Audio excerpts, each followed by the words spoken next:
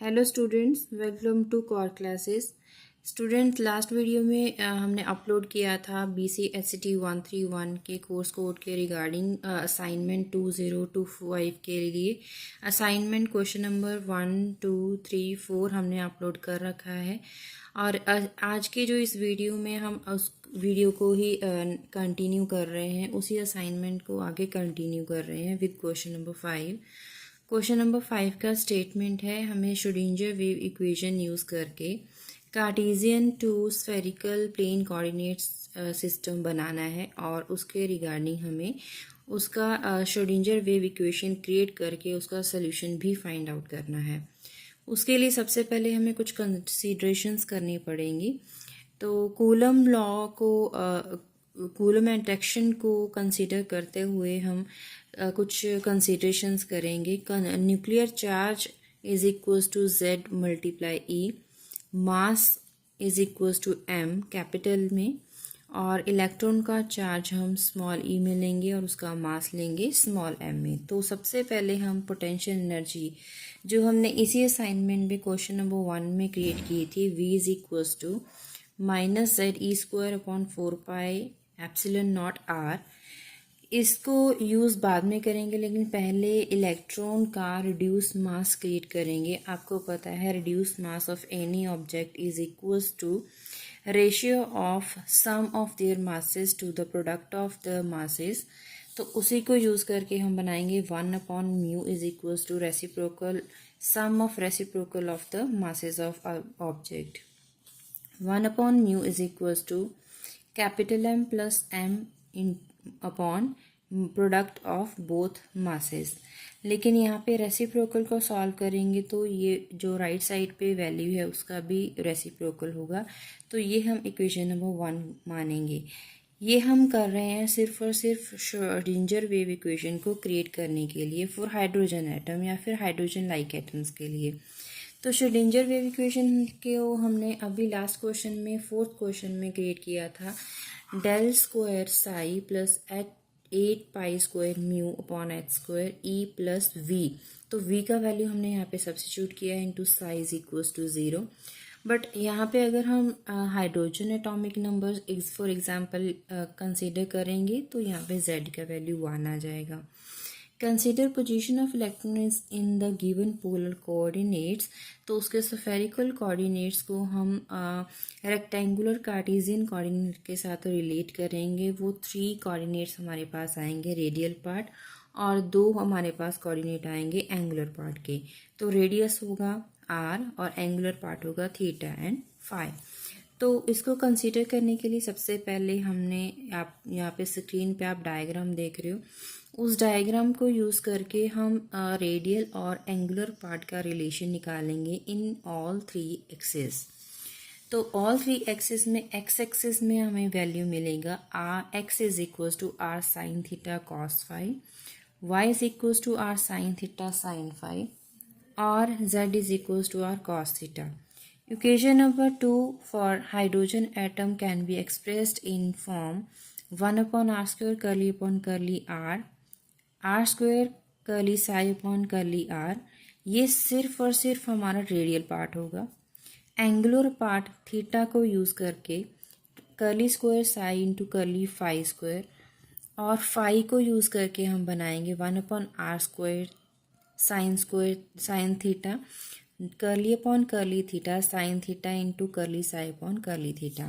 इसके बाद ये हमारा पार्ट था रियल पार्ट रेडियल पार्ट, और ये दोनों एक्सप्रेशन दोनों टर्म्स हमें बता रहे हैं एंगुलर पार्ट, और ये हमारे पास है constant 8 pi square mu upon h square plus E plus ZE square upon 4 pi epsilon naught r is equals to 0। So ये इक्वेशन हमारे लिए 4th हो जाएगी। ये हमने जो एक्सप्रेशंस ऑफ ऑल 3 एक्सिस के लिए कंसीडर किए थे वो हमारी इक्वेशन नंबर 3 थी। Solution of equation number 4 psi r theta and phi, उसको हम कैपिटल फॉर्म में लिखेंगे r थीटा एंड फाई की फॉर्म में। आर रेडियल पार्ट है, थीटा और फाई एंगुलर पार्ट है, हम पहले से डिस्कस कर चुके हैं। अब कैपिटल फॉर्म जो है आर, वो it is a function of R only, radial part. Theta is equal to function of theta only and phi is the function of small phi. Next question है, write the electronic configuration of the following: chlorine, chromium and niobium. Chlorine का atomic number 17 है, तो इसका हो जाएगा neon 10 atomic number और 3s2 3p5। Chromium argon 3d5 and 4s1। इसका stability को देखते हुए इसका कन्फिग्रेशन जो है 3d4 4s1 ना होकर 3d5 4s1 है। उसका एक्सप्लेनेशन इसमें क्वेश्चन में पूछा नहीं गया तो हम नहीं भी देंगे। नायोबियम का है क्रिप्टॉन 4d4 5s1।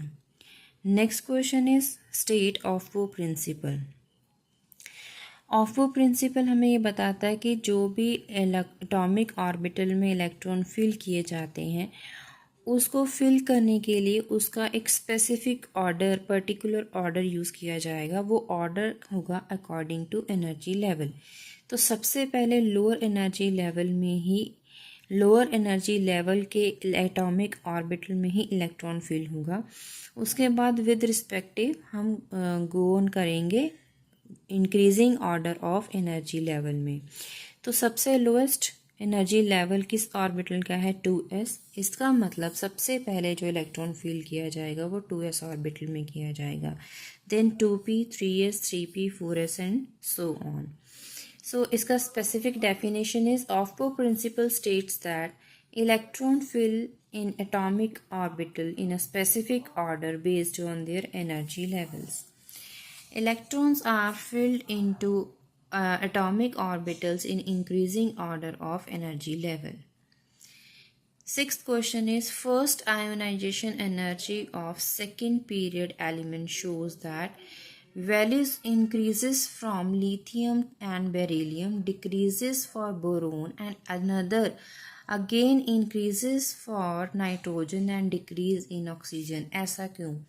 कहने का मतलब ये है कि इस क्वेश्चन में पूछा गया है कि फर्स्ट आयोनाइजेशन एनर्जी, सबसे पहले आपको आयोनाइजेशन एनर्जी पता होना चाहिए। तो आयोनाइजेशन एनर्जी क्या होती है, कितना एनर्जी रिक्वायरमेंट है, मिनिमम एनर्जी कितना रिक्वायर्ड है। अगर हमें एटॉमिक ऑर्बिटल में एटम में से लूजली हेल्ड ऑर्बिटल में से इलेक्ट्रॉन को रिमूव करवाना हो तो हमें कितना मिनिमम एनर्जी यूज़ करना पड़ेगा आयन बनाने के लिए, इसलिए उसका नाम है ionisation energy.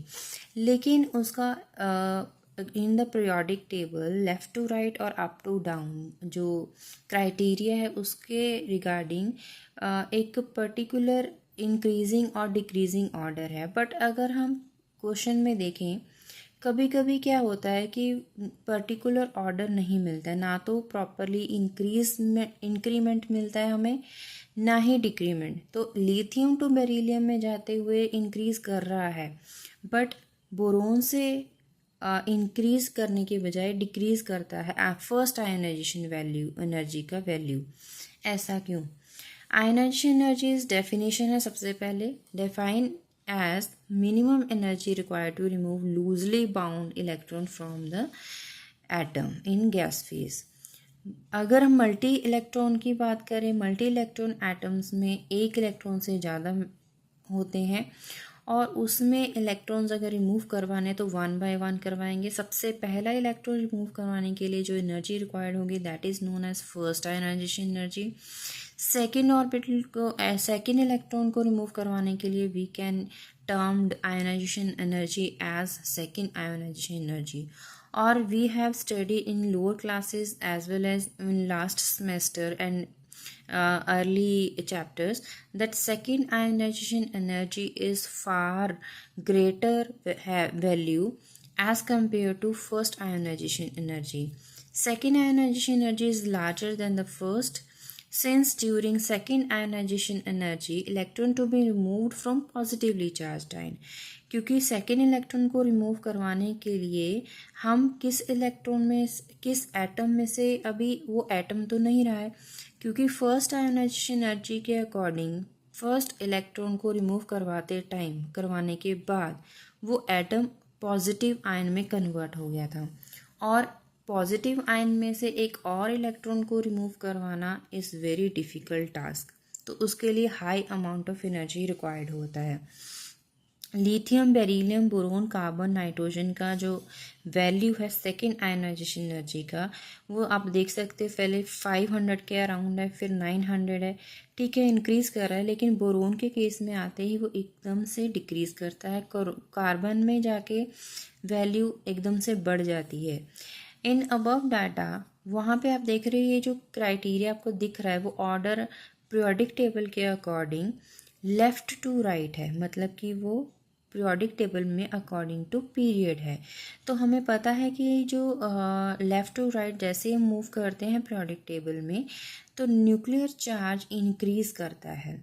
Nuclear charge increase करने का मतलब क्या है कि न्यूक्लियर का जो इफ़ेक्टिव चार्ज है वो लास्ट जो शेल रहता है उसके ऊपर परफेक्टली होता है, और उसका मतलब है कि लेफ़्ट टू राइट जैसे ही मूव करते हैं हम एटम टू एटम, तो साइज़ डिक्रीज़ करना शुरू कर देता है। साइज़ डिक्रीज़ करेगा मतलब कि न्यूक्लियस का अफेक्ट लास्ट ऑर्बिटल में बहुत ज़्यादा हाईएस्ट होगा।